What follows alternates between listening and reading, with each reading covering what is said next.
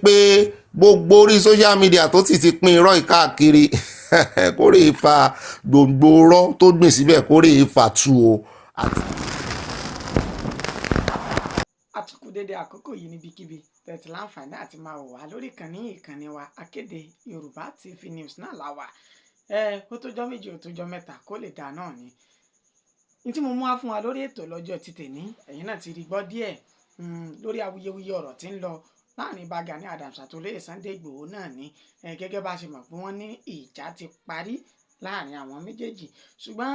lọ́ọ̀yà Olóyè ọmọ Adéyẹmọ òun ló ti fún un léde tí wọ́n ti kọ lẹ́tà ta gbangba tí wọ́n ti kọ sí bá Gani Adams pé kí wọ́n jáde wá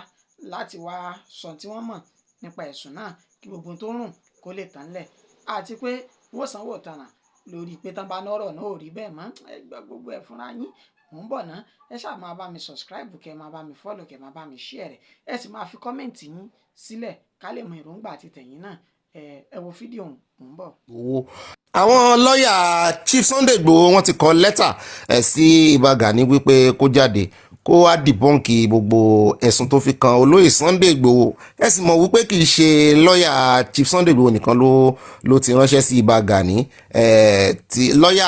Chief of Staff fún Lagos State náà ìyẹn fún Mr. Túndé Ayẹni àwọn náà tún ti kọ lẹ́tà tí wọ́n ti fi ránṣẹ́ sí ibà Gani pé ó gbọ́dọ̀ jáde o a wàá ka lẹ́tà yìí fún yín ṣùgbọ́n èdè òyìnbó náà kọ́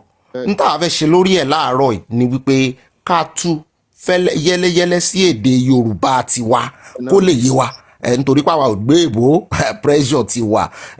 àmọ̀ tu níkọ̀ọ̀kan èjèèjì báyìí ní line by line lẹ́sẹẹsẹ ẹjọ́ bá pín fọ́nrán ìkókalẹ̀ kókakó tá a bá ti wá tu tán a wà wò bóyá n tó wà ń bẹ̀ a wà sọ̀rọ̀ lórí n tó wà ń bẹ̀ a ti fi orúkọ iléeṣẹ́ àwọn agbẹnusọ agbẹjọ́rò yìí a ti fi pamọ́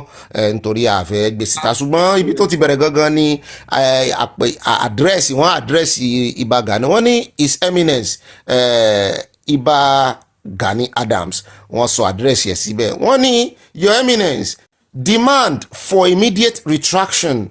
of malicious content published against the person of Chief Sunday Igboho, also known as Igbo Osha,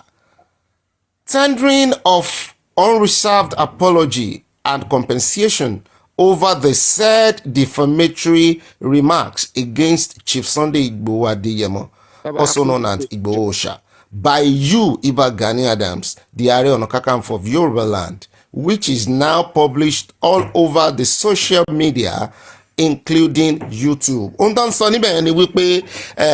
ní gbogbo ẹ̀sùn tẹ́ fi kan tí Ìbà Gani fi kan Sunday Igboho wípé àwọn ń béèrè wípé kí wọ́n jáde kí wọ́n sì bẹ̀bẹ̀ pé àwọn ń béèrè fún ẹ̀bẹ̀ látọ̀dọ̀ Ìbà Gani ní gbogbo tó ń sọ tí ó ń jà rìnrìn lórí ẹ̀rọ ayélujára. Wọ́n ní we are solicitors to Chief Sunday Igboho Adeyemo, also known as Igbo Osha, of number 1 wọ́n sọ àdírẹ́sì wọn síbẹ̀ àwọn ò ní dárúkọ àdírẹ́sì yẹn ní Nàìjíríà wọ́n ní and on whose firm instruction we hereby write please refer to the subject above and consider our briefings as contained hereunder. Kìíní ìwé irin ẹ̀ mọ́bìnú ó kà síwájú ó ní you are aware that there is an audio clip which is presently going viral on all the social platforms where you have alleged the following against our clients. Wọ́n wá kọ àwọn pọ́ìntì kan àwọn kan wà tí wọn ò ní lè sọ ní èdè òyìnbó ntí mo kà tán yẹn náà ni wípé àwọn ò mọ̀ sọ gbogbo tí wọ́n ní wọ́n sọ ẹ̀sùn táwọn fi kàn wọ́n lélẹ̀ ìpadà táwọn fi káńtà ẹ̀sùn tí wọ́n fi kan Sunday Igboho. Alákọ̀ọ́kọ́ wọ́n ní that pé Ìbà Gani sọ wípé our client pé ìyẹn Sunday Igboho ẹni táwọn ń gbẹnusọ fún wípé apààyàn ni n ò fẹ́ sọ lóyìnbó ń bẹ̀rùn wípé wọ́n ní apààyàn ni wípé Bọ́lá Ahmed Tinubu ni ó ní bàbá àṣàlẹ̀ rẹ̀. ẹlẹ́ẹ̀kejì ni wípé wọ́n tún ń pe káàkiri wípé Sunday Igboho tó jẹ́ táwọn ń ṣe agbẹnusọ fún táwọn fẹ́ gbẹjọ́rò fún tó jẹ́ oníbàárà wọn wípé wọ́n tún ní ó lọ́wọ́ nínú ikú tó pa Bọ́lá Ìgè. Wọ́n lóun àti ọ̀gbẹ́ni kan tó ń pè ní Frayo ó dá ẹja lọ sójú ewé kejì báyìí. wípé ẹ̀sùn ẹlẹ́kẹta tí Ìbà Gani tó fi kan Sunday Ìgbòho ni wípé ìyẹn oníbàárà àwọn Sunday Ìgbòho pé ó lọ́wọ́ nínú oríṣiríṣi ẹ̀sùn apààyàn tí ẹjọ́ rẹ̀ sì wà nílé ẹjọ́ pé Ìbà Gani ló sọ bẹ́ẹ̀ pé ẹlẹ́kẹrin táwọn ó tún sọ̀rọ̀ lé lórí ní wípé ó gba owó tùnùtùnù tó ń lọ bíi 45 million naira lọ́wọ́ ààrẹ Tinubu kó tó di pé Tinubu di ààrẹ wípé ó gba 45 million naira láti fi ṣe iṣẹ́ láabi fún ààrẹ Tinubu. Wọ́n dárúkọ déètì tí wọ́n sọ pé ó gbà á ní 2022 eléyìí tó wá kẹ́yìn bẹ́ẹ̀ tán ní ààrẹ ìyẹn ẹ̀sùn tán ní ààrẹ ọ̀nà kakanfò fi sun oníbàárà àwọn tó jẹ́ olóyè Sunday Ìgbòho ní wípé wọ́n ló sọ pé ó ń gba owó káàkiri lọ́wọ́ àwọn àwa tá a wà ń lu ìbò olówó ló ń gbowó lọ́wọ́ wa pé ó ń fi ọgbọ́n àrékérekè ó fi ń gbowó lọ́wọ́ wa lórí ọ̀rọ̀ Yorùbá Nation. Ìyẹn ni ẹ̀sùn márààrún tí àwọn náà kàńtà tí wọ́n sì yànnà náà síbẹ̀ wípé òun ni ààrẹ ọ̀nà kakanfò Ìbà Gani tí ó fi kan olóyè Sunday Ìgbòho. ó dá ẹjá wa mú un tí wọ́n sọ lẹ́kùnrẹ́rẹ́ ń sàlẹ̀ báyìí. wọ́n sì sọ wọ́n ní oníbàárà wọn tó jẹ́ Sunday Ìgbòho ń tán wá kọ báyìí ni mo wá fẹ́ mọ̀ kà fún yín ní Yorùbá pé ọ̀pọ̀lọpọ̀ àwọn ọmọ Nàìjíríà ni wọ́n ti pe àwọn tí wọ́n sì ti ń sọ wípé ẹni tó fẹ̀sùn kọ́ yìí ó gbọ́dọ̀ jáde síta láti sọ òótọ́ pé olóyè Sunday Ìgbòho ló fún àwọn láṣẹ láti wá béèrè ẹ̀tọ́ rẹ̀ o pé Ìbà Gani láti jáde síta láti wá sọ kó sì mú ẹ̀rí jáde gbogbo ẹ̀sùn tí àwọn kọ sí òkè yìí tí ó fi kan oníbàárà wọn nítorí wípé ó bà orúkọ oníbàárà wọn jẹ́ pé irọ́ sì ni ó pamọ́ oníbàárà wọn pé irọ́ paraku ni o. ẹ já bọ́ sí paragraph tó tẹ̀lé. wọ́n ní our client wishes to inform you that the malicious lies against our client only exist in the figment of your imagination, as our client is a law-abiding citizen whose only offense at the time was to protect the interest of the Yoruba race, a responsibility which you were ordinarily saddled to discharge but failed to do so. Nǹkan sọ mẹ́rin ni wípé ẹ̀ṣẹ̀ kan ṣoṣo tí oníbàárà àwọn èèyàn Chief Sunday Igboho dá lọ́wọ́ rẹ̀ kò ju wípé iṣẹ́ tí ó yẹ kí òun ṣe gẹ́gẹ́ bí olórí ẹ̀ṣọ́ ààbò pé wọ́n ti gbà ṣe ẹ̀ṣẹ̀ níṣẹ́jú ẹ̀ ìyẹn ẹ̀sùn torí ẹ̀ ló ṣe ń fi ẹ̀sùn kan olóyè Sunday Igboho nítorí pé Sunday Igboho gangan ló gbé ẹrù Yorùbá sórí tí ò sì fẹ́ kí èèrà kan kó rin ọmọ Nàìjíríà wípé gbogbo irọ́ tó ń pa káàkiri yẹn ó gbọ́dọ̀ jáde kó wá clear ẹ̀. ó tún tẹ̀síwájú nínú lẹ́tà wọn ní your false outburst has not only caused embarrassment to our client but has also caused serious economic losses to our client as business associates now distance themselves from our client as a result of the falsehood you have peddled against our client.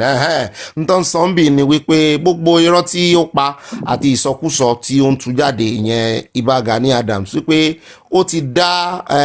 wàhálà gan sílẹ̀ sí ọrùn Sunday Igboho débi wípé gbogbo àwọn oníbàárà Sunday Igboho tí wọ́n jọ ń ṣe bísínẹ́sì papọ̀ tó jọ ń ṣe òwò papọ̀ pé wọ́n ti ń sá fún olóyè Sunday Igboho wọn fẹ́ bá wọn ṣe bísínẹ́sì pọ̀ mọ́ wípé kó tètè jáde o tí ò bá fẹ́ wàhálà. wọ́n wá tún tẹ̀síwájú léèbó wọn ní it is in the light of the above that we call on you to forthwith retract all the negative comments, highly defamatory too, made against the person of our client, which has just been released to the social media, including YouTube platform. Ǹdọ́wà sọ ń bì ní wípé ní kíákíá ní wàrà sísà wípé kó tètè kó lọ wá bí ó ṣe kó ẹyin tó ti fọ́ sí ẹ̀sìn mọ̀ pé ẹyin lóhùn ẹyin ti fọ́ báyìí ní ọwọ́ Ìbà Gani wọ́n ní kó lọ wá bí ó ṣe kó kúrò ńlẹ̀ wọ́n sì níbẹ̀ yín bá ti fọ́ kì í ṣe kó ṣé gbogbo àwọn tó ti wá pín irọ́ ìkiri bó ni ó ṣe lọ gbà lọ́wọ́ wọn iṣẹ́ ńlá ni ó fi sọ́rùn ara rẹ̀ yìí ó ti dá wàhálà lẹ̀ sọ́rùn ara rẹ̀ gidigidi nítorí pé òun gan mọ ibi tí kìíní ti rìn dé torí ẹ̀ Yorùbá ṣe sọ wípé ibi tí ọ̀rọ̀ ẹnu máa dé ẹ̀sìn ò ní débẹ̀ ẹ jẹ́ àmọ́ kà lọ wọ́n ní please note that the said retraction is expected to be published in 5 national newspapers within 78 hours of the receipt of this letter, whilst also engaging all the media platforms to take down the said malicious defamatory publication arising from the phone call between you and the unknown accomplice of yours who did engage you in that telephone conversation from their various platforms. Wọ́n ní àwọn fún ní 78 hours alone ọjọ́ méjì nù ọjọ́ méjì àbí ọjọ́ mẹ́rin wọ́n làwọn fún ní ọjọ́ mẹ́rin ìyẹn ló bọ́ sí torí 24 hours lọ́jọ́ kan, so ọjọ́ mẹ́rin ni wọ́n fún láti lọ sí inú àwọn newspaper gbòógì, inú àwọn newspaper márùn-ún national newspaper ní Nàìjíríà láti lọ publish, láti lọ sọtẹnu ẹ̀, kó lọ jẹ́wọ́ síbẹ̀, kó sì lọ bẹ̀bẹ̀ síbẹ̀ wípé gbogbo orí social media tó ti pín irọ́ ìkáàkiri kórè fa gbogbo irọ́ tó gbìn síbẹ̀ kórè fa tú o, àti òun àti ẹni tí wọ́n jọ sọ̀rọ̀ lórí fóònù pé kórè fa tú. Lẹ́tà ìwákà síwájú ó ní further to the above, our client demands exemplary damages in the sum of 500 million naira for the tort of defamation done against the personality of our client. We expect that this will also be 7 days upon receipt of this letter, failure which our client will have no option than to approach àmọ́ ká lọ ibi tí ó sì kàdé ó dà pé ojú ewé kẹta tó kù ìyẹn wà ní ìṣẹ́jẹ́ sáré ṣàlàyé eléyìí ní Yorùbá. Wọ́n ní yàtọ̀ sí gbogbo eléyìí táwọn ti san lókè yẹn o, wọ́n ní yóò san owó tanràn 500 million naira owó damages pé torí ó ti ba oníbàárà wọn tó jẹ́ Sunday Ìgbòho lórúkọ jẹ́ wípé láàárín ọjọ́ mélòó náà ti ẹ̀kọ́ síbẹ̀ ọ̀nà wọ́n fún lọ́jọ́ wọ́n ní yóò san gbọ́n ní kété tí ó bá ti rí lẹ́tà yìí wọ́n ní kété tó bá ti rí pé lẹ́yìn ọjọ́ méje tó bá ti rí lẹ́tà yìí ni kó yá rèé kó lọ báǹkì kó rèé ṣe transfer 500 million wọ́n ti bá a sọ fún wọn Ìbà Gani ẹ jẹ́ aká lẹ́tà yìí tán ká tó sọ̀rọ̀ lórí ẹ̀ ó kù lẹ́yìn. Ojú ewé tó kàn ìlélẹ́yìn nísìnyí wọ́n wá ní appropriate court of law to seek legal redress in the wrong done against a client by you, Ìbà Gani Adams, the above Ọ̀nà Kakanfò. I mean, the Ààrẹ of Ọ̀nà Kakanfò of Yoruba land. You are not unaware that a stitch in time saves nine. Be warned, sir. Oda, ẹ̀yàn sáré sọ yẹn ní Yorùbá. Wọ́n ní yóò fojú balẹ̀ ẹjọ́ o nítorí wípé ìgbésẹ̀ tó gbé yìí ó mẹ́ẹ̀ pátápátá gẹ́gẹ́ bí ẹni tán fi joyè àwòdì tí ò lè gbẹ́dìyẹ wípé ṣùgbọ́n tí ó bá tètè gbégbésẹ̀ tó sì tètè tún èrò ara rẹ̀ pa tó tètè bẹ̀bẹ̀ tí kò kọ́ tí ikún bíi Fáráò tí wọ́n gba irin mọ́ létí lọ́jọ́ sí wípé kò ní parun pé wọ́n tún fi sàásì. Ó wá eléyìí tó wá parí ẹ̀ ní further note, sir, that the defamatory clip, which is now all over the new media platforms, is annexed to this letter in a USB format for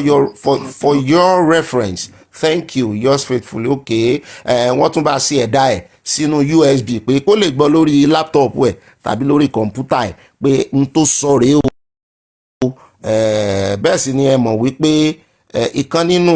àwọn olóyè Ìbà Gani náà ẹ mọ̀ pé olóyè tó ń fo olóyè ìjòyè ni ó náà ti jáde ó ní gbogbo ohun tí Ìbà Gani sọ ó lóòótọ́ ó ti kó bá Ìbà Gani náà kó bára rẹ̀ ẹ̀yin tèmi.